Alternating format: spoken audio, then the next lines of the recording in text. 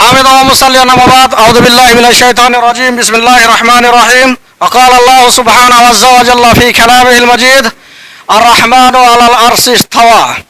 محترم ناظرین اکرام، اللہ رب العالمین کا بے پناہ محبت و شکر کے بعد آئے ہوئے مہمانان کا ہم بے حد ممنون و مشکور ہیں، اور آپ تمام حاضرین کا بھی ہم بہت زیادہ شکریہ ادا کرتے ہیں۔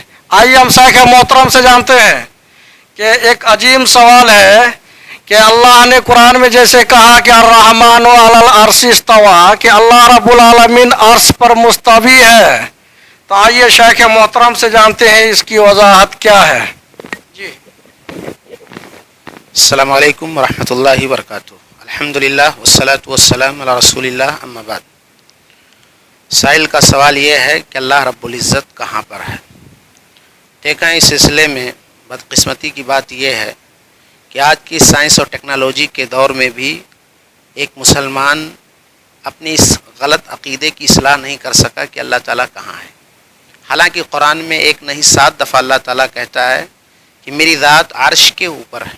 الرحمن علی العرش استوى، رب کی سب سے بڑی مخلوق عرش ہے، اس کے اوپر اللہ رب العزت کی ذات ہے۔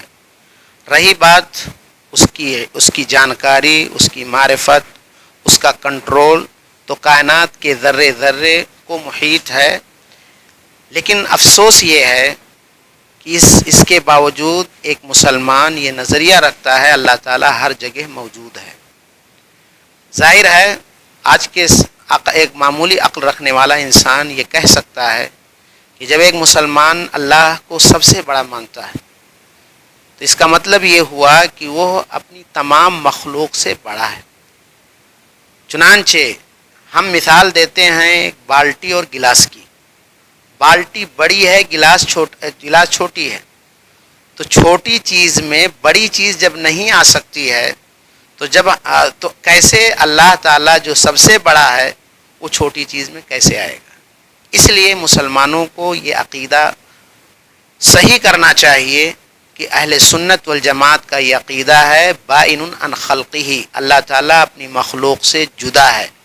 لہذا یہ عقیدہ کہ اللہ تعالیٰ ہر جگہ موجود ہے، نعوذ باللہ کتا بلی سور کے اندر بھی ہے، بیت الخلاء اور گندی جگہوں پر بھی ہے، یہ ہے صوفی حلولی عقیدہ ہے جو ابن عربی نے پیش کیا، اور بد نصیبی اور بدقسمتی سے یہ عقیدہ آج بھی لے کر کے مسلمان ڈھو رہے ہیں، جبکہ غور کریں تو ان کے عقل میں آنے والی یہ بات نہیں ہے۔ بہت پہلے مولانا عبدالرؤف جھنڈا نگری رحمۃ اللہ علیہ نے تردید حاضر و ناظر پر کتاب لکھ کر کے اسی عقیدے کو غلط ٹھہرا کر کے اور صحیح عقیدہ واضح کیا تھا کہ اللہ تعالیٰ عرش پر مستوی ہے۔